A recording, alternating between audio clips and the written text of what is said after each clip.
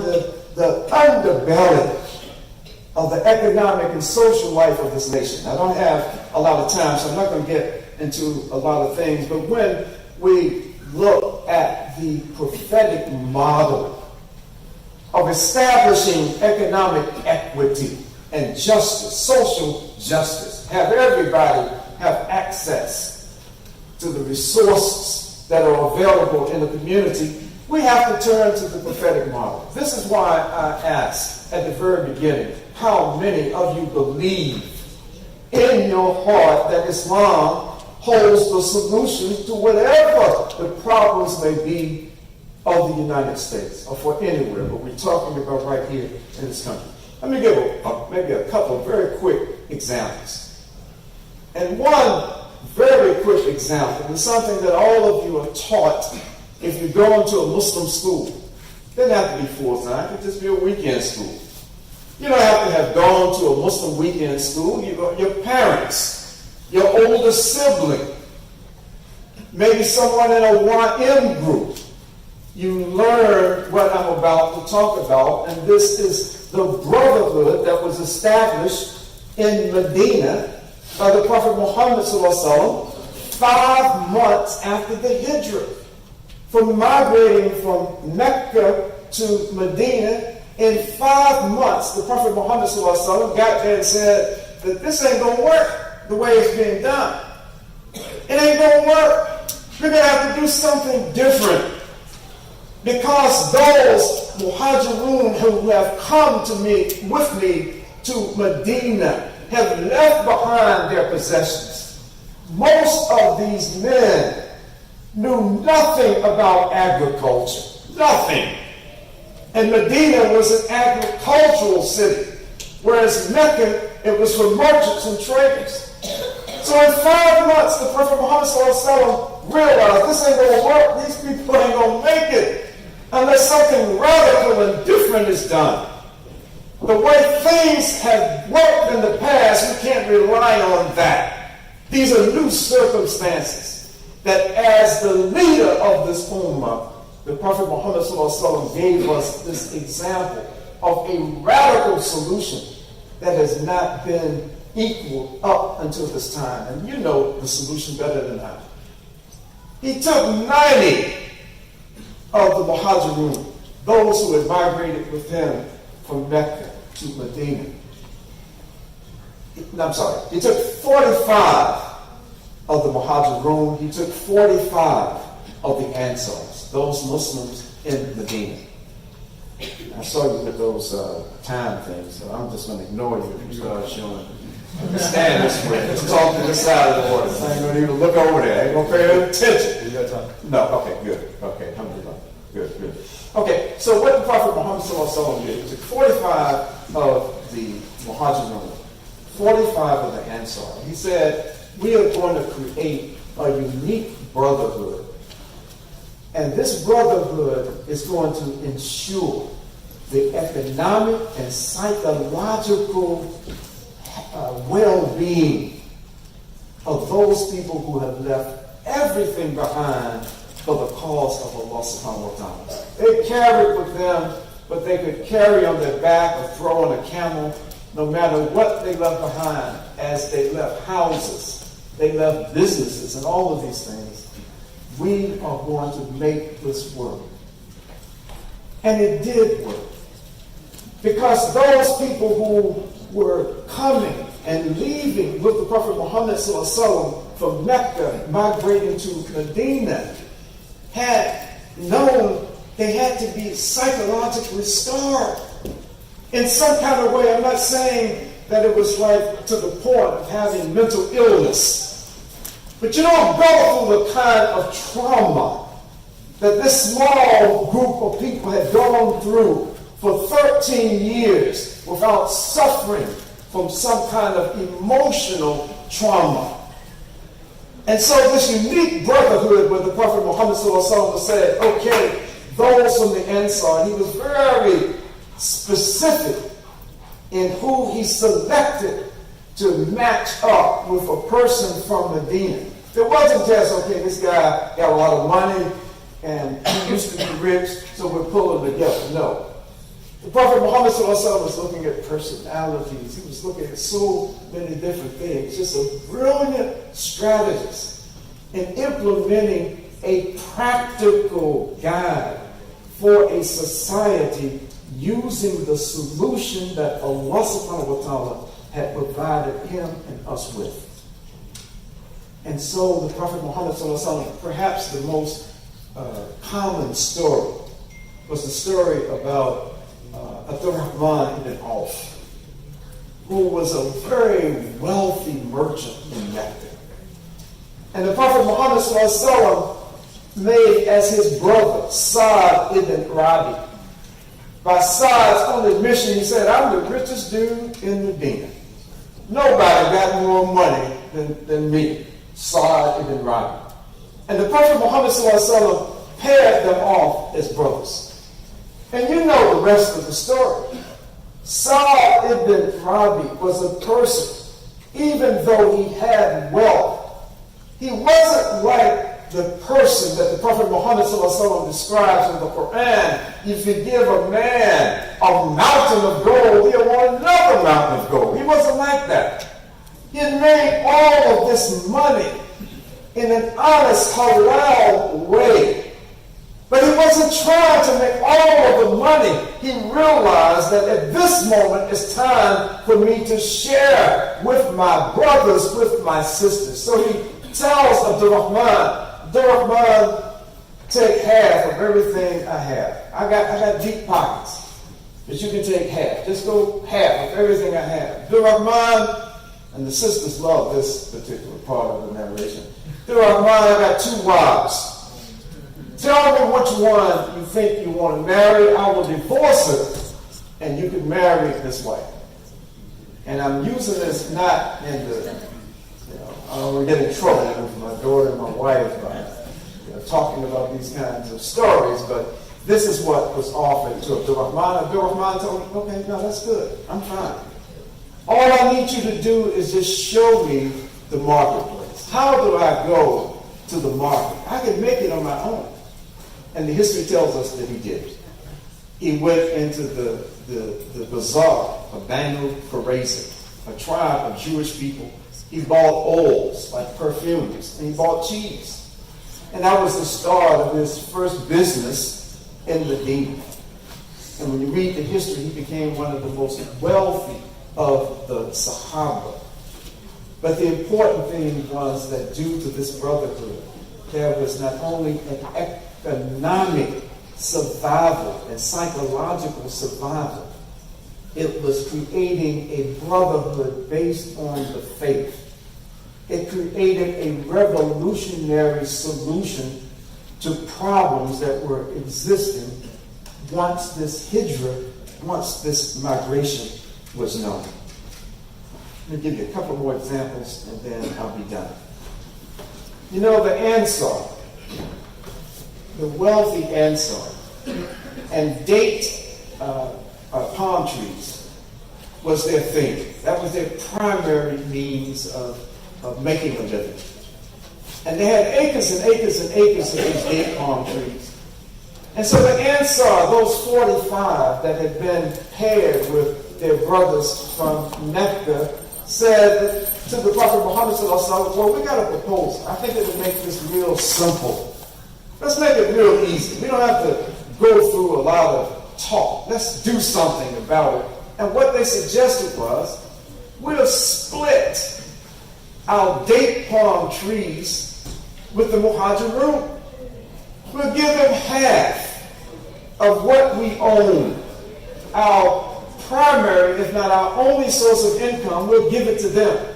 The Prophet Muhammad rejected the idea. He said, no, we can't do that. And the reason given was, I'm coming here with people, they don't know anything about planting and harvesting date palm trees. It'll be a disaster for everybody. They don't know what to do. So the Ansar went back and they figured out another solution. I'm talking about they are trying to figure out a solution that will diminish, that will take away from their wealth.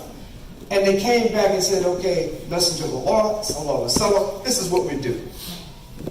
We will have, let's say, if those who migrated with you, that what they do is just water the trees and groom the trees. We'll cultivate. They don't have to know anything.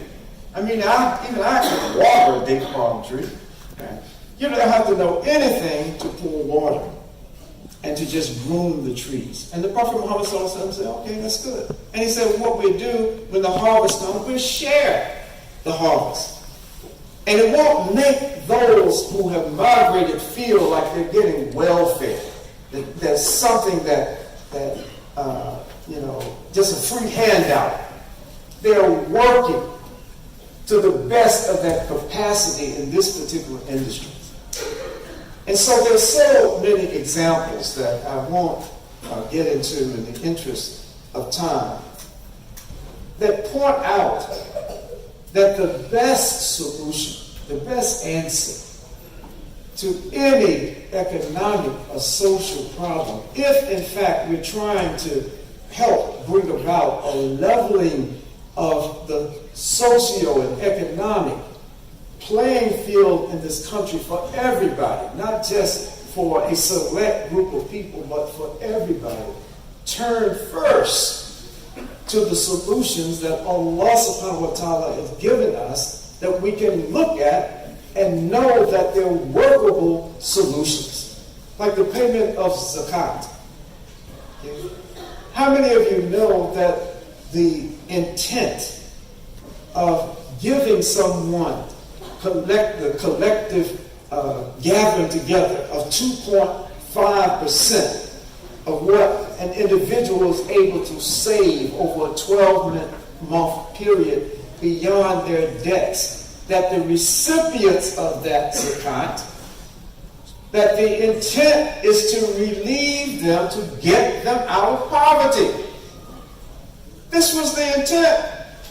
It was not just to say, okay, well, you can go and buy some Eid gifts for your children, or maybe you can eat now and have something to eat just for a week or 2 weeks. The intent was to change the social condition of the recipients of zakat.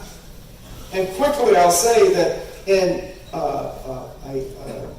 the period of the brother who by many is considered the fifth righteous caliph, Umar ibn Abdulaziz, the grandson of Umar ibn al-Qadab, that during his caliphate, although short, there was a time that the social justice in the society as it relates to social justice, like equity, but also the distribution of the wealth was such that zakat distribution time came around 1 year and no one could find someone who needed the zakat. I mean, think about that. I mean, if I had been around, I don't care what everybody else was doing, I would have been eligible. I know, based on what my history, and my wife can tell you, my history of accumulation of wealth. But this is a period no one in the society was in need of zakat. So what did he do? Did he say, okay, well, let me buy some new crowns, or, get me a few more camels? No. What he did, listen to this, Musab. What he did was he said, for those young men who can't afford the mahar, they can't afford to get married because this dowry is too high, give the money to those young men. Give them money so they can start their families. I see you smiling. This goes to you too. This goes to you too. So this, what I'm talking about, I'm not talking about something abstract. Allah subhanahu wa ta'ala has given us solutions within the deen. But first and foremost, we have to believe that Islam is not a faith that's limited to instruction as it relates to ibadah. Just the elements, the basic elements of worship, prayer, fasting, zakat, hajj, these kinds of things. That Islam is a solution-based faith. And as you go further in your years of what level of schooling that you're in, whether you're in college, you're in high school, whatever level you're in, I ask you to keep this in mind. Don't get caught up in those distractions in the academic arena, in your schools, that are deliberately designed to make you feel that Islam is not a way of life that is appropriate or can be successfully applied in a solution-based theory and practice in modern society. So if you get anything else from what I said, leave here with an understanding that we are duty-bound to first look to Islam, look to what Allah and the Prophet Muhammad said. And this means more than just picking up a copy of the Qur'an, picking up hadith literature or seerah literature. It means more than that. I'm not saying be intellectually lazy, because the Prophet Muhammad was definitely not intellectually lazy when he modeled a system that had never existed before and brought together people whose only interest was themselves and their tribes and turned them into an ummah. Assalamu alaikum.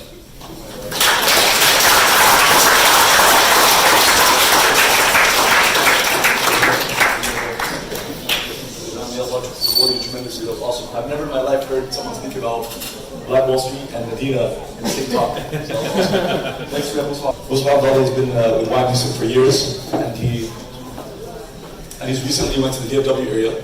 He ditched us basically, left Houston, and he's passionate about civil rights and human rights. It's his first semester in law school. I owe him a lot. He's one of my best friends. He's the one who introduced me to Imam Khalid Griggs and Imam Khalid Griggs, as well as Imam Wazir Ali, who I'm studying leadership with. So, Bismillah.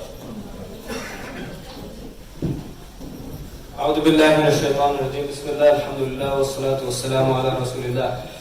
So I saw the topic this year, they emailed me, was one step at a time. And having been involved in organizing before, when you have a speaker, you have no idea what this person's area of expertise is, or if the person absolutely has no area of expertise, you give them the most broad topic and hope that he does something productive with it. One step at a time. I Googled that.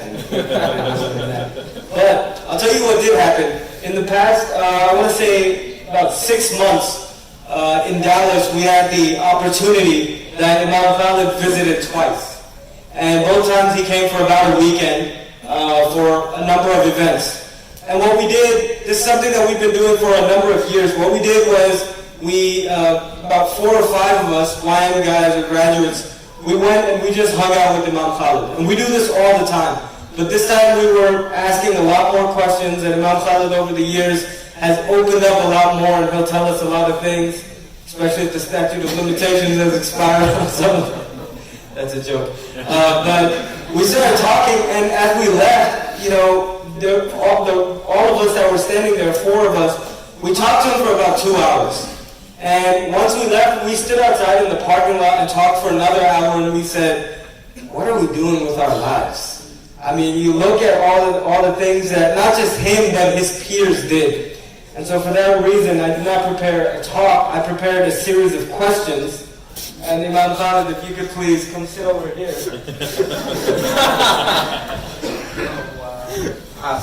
Yes, sir. What a guy.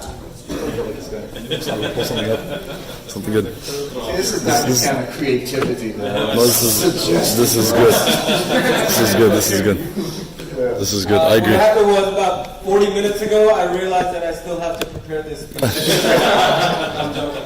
And I'm going to be out here, so if anyone else wants to chime in and ask a question, feel free. Imam Khalid, you can plead the fifth on anything that you want. But we'll start, inshallah, with, I want to ask everyone here, how many of you think that as Muslims, well, it's not even a matter of think, there are things that threaten our faith, right? Threaten our faith, threaten our existence. the mic is kind of not working, so I'm trying to be loud. I'm pretty sure everyone can hear me. You're good. But there are a number of things that threaten our existence as a Muslim community. If I can get just one brave person to raise their hand and say what they believe that is. What is it that we as Muslims are most threatened by? What is the most pressing fear, if you will? Anybody want to give it a shot?